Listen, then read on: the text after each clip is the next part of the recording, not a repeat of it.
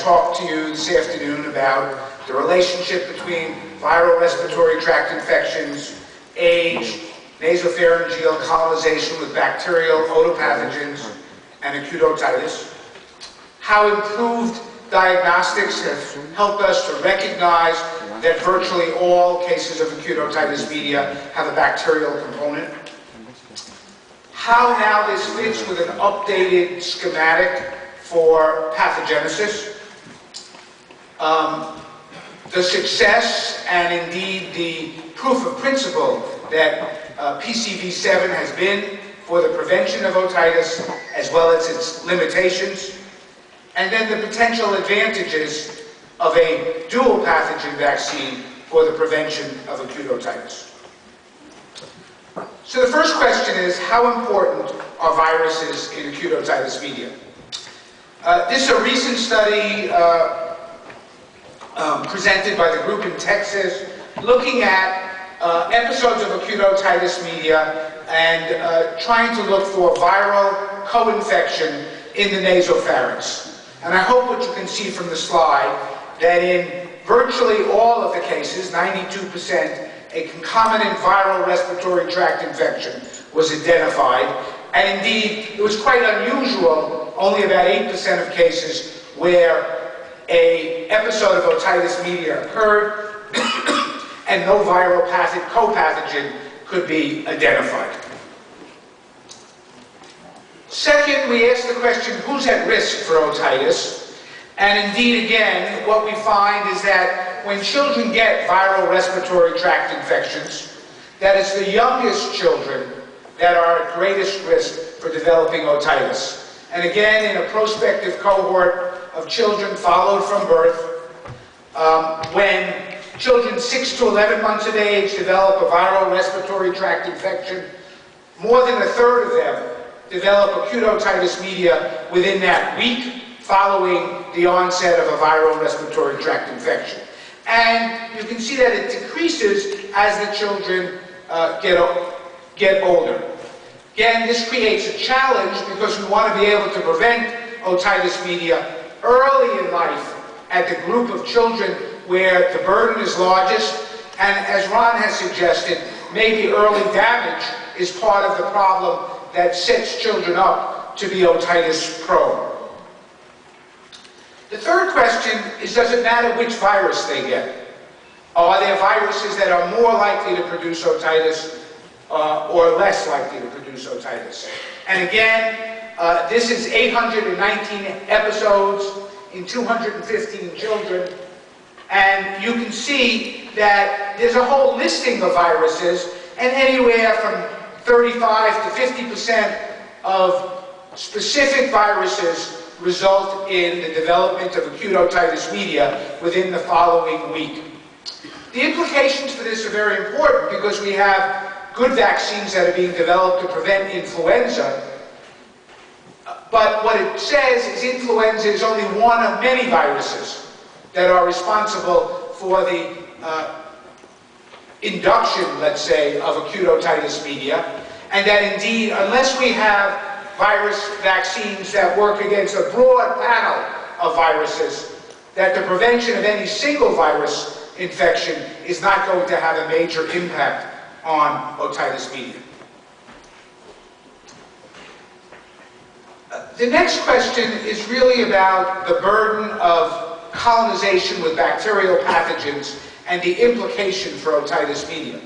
Again, in the same prospective cohort of children, what they reported is that if the children had a viral respiratory tract infection but were not colonized with either Streptococcus pneumoniae, non-typable Haemophilus influenzae, or Moraxella catarrhalis, there was a relatively low risk for the development of acute otitis media.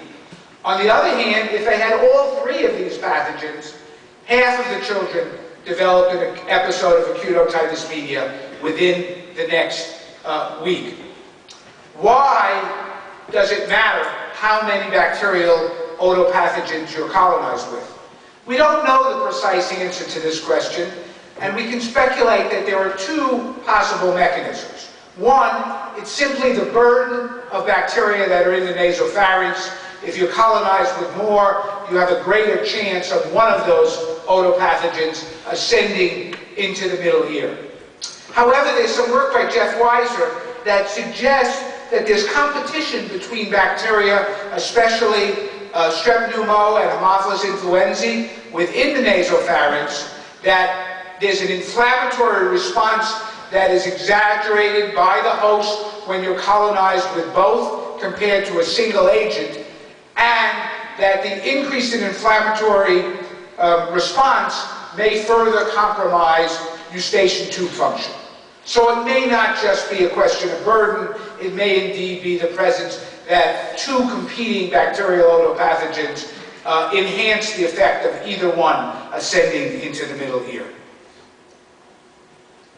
Second, enhanced diagnostics. We now have molecular techniques. The previous speaker mentioned the ability now to use PCR to define an etiology for children with empyema who have already been pre-treated. Well, the latest studies show indeed that virtually all children with acute otitis media have a bacterial otopathogen. It's someplace around 96% where either culture or PCR was able to identify a pathogen. And indeed, the pneumococcus was present in 50% of cases, Haemophilus in almost 30% of cases, Moraxella in 25%, and no pathogen, no bacterial pathogen, in only 8%. Now that adds up to more than 100%, because in some cases, more than a single pathogen was present in the middle ear, more than a single bacterial pathogen. In 2/3 of the cases, a virus and a bacteria were present in the middle ear, emphasizing the synergistic relationship between virus and bacteria in the pathogenesis of this disease. The viruses are not just passive players either when they find them in the middle ear. There's good evidence that you have greater inflammatory markers, cytokines in the middle ear when there's a virus and a bacteria, that some viruses impede neutrophil function, which are necessary for clearance of bacteria, that there's decreased antibiotic penetration, resulting in therapeutic failures, and in general, a less favorable outcome in children who have virus and bacteria in their middle ear compared to children who only have bacteria within their middle ear. So putting these together, what kind of schematic can we put for a pathogenic scheme for acute otitis media? Well, I think we've identified three critical features. One, colonization with bacterial otopathogens. Strep pneumo, Moraxella catarrhalis, non-typable Haemophilus. Two, a viral respiratory tract infection. And three, immature or impaired eustachian tube function. And when a viral respiratory tract infection occurs, first of all, we see a rise in the density of colonization in association with the onset of the inflammatory response from viral infection. Second, we see a deterioration in eustachian tube function in association with a viral respiratory tract infection. And then we see increased inflammation within the nasopharynx. We also see a decrease in mucociliary function, resulting in bacterial ascension into the middle ear. And I think now this plays to the story of where virus, bacterial interactions, bacterial interactions, especially in the youngest children, lead to the development of acute otitis media. Well, we have one licensed vaccine for the prevention of acute otitis media, PCV7, and indeed it's been a landmark that we were able to demonstrate that systemic immunization can prevent a local mucosal disease.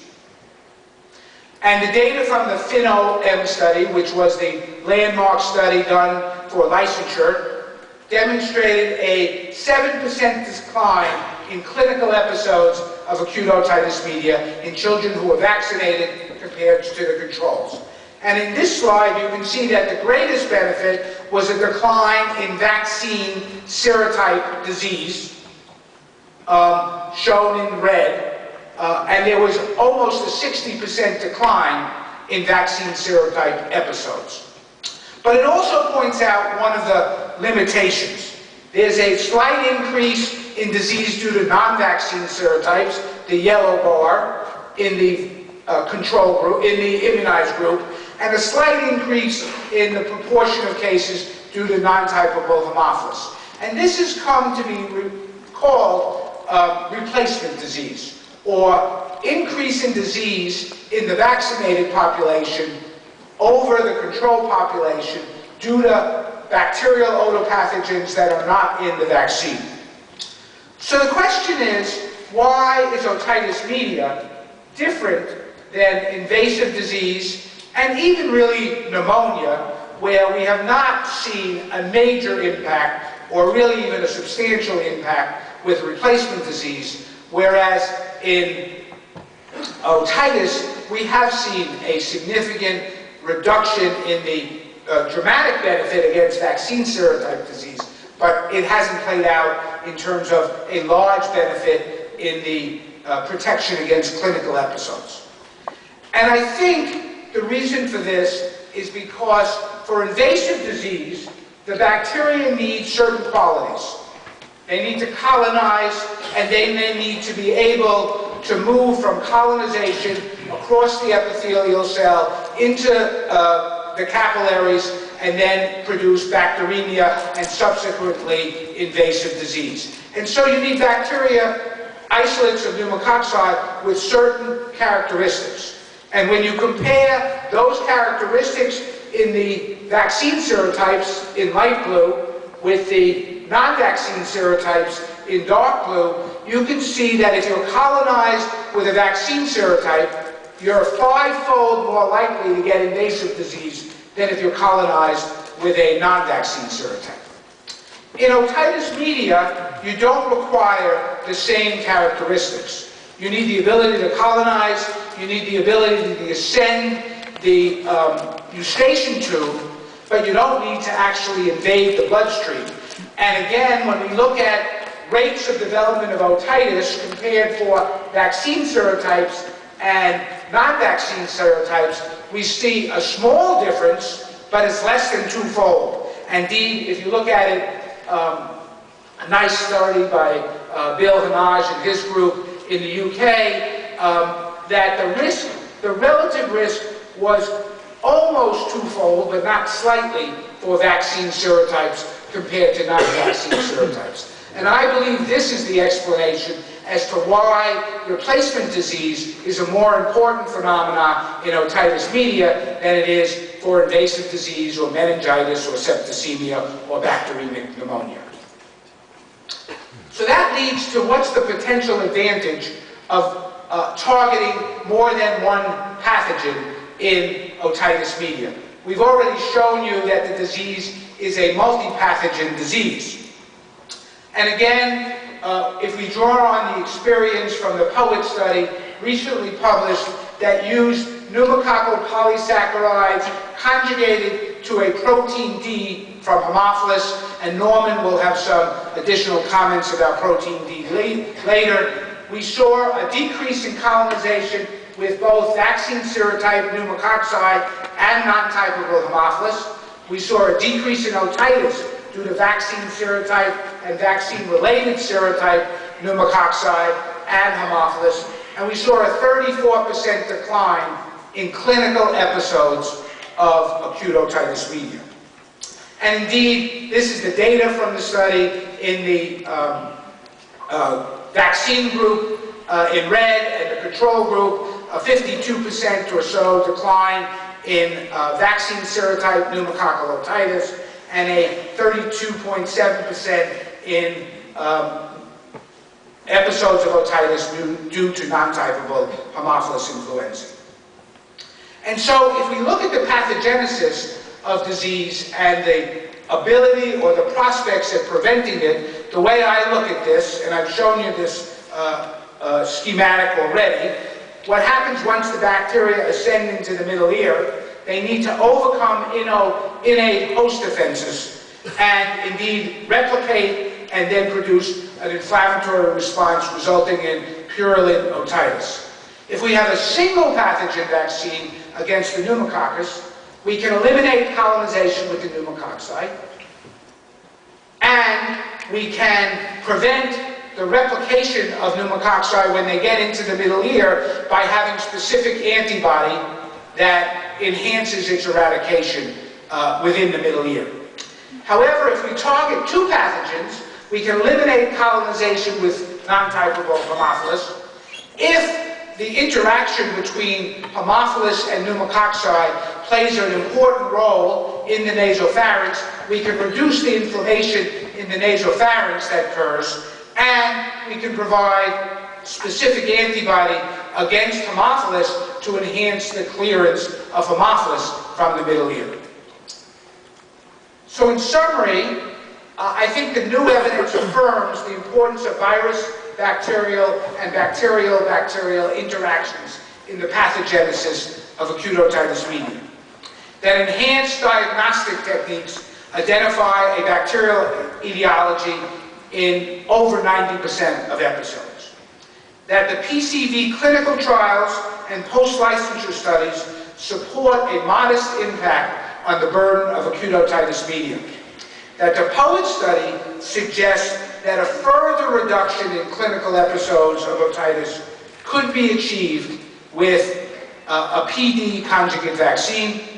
And lastly, that expanded serotype coverage and additional bacterial targets will be necessary to further reduce the burden of otitis in children on a global basis.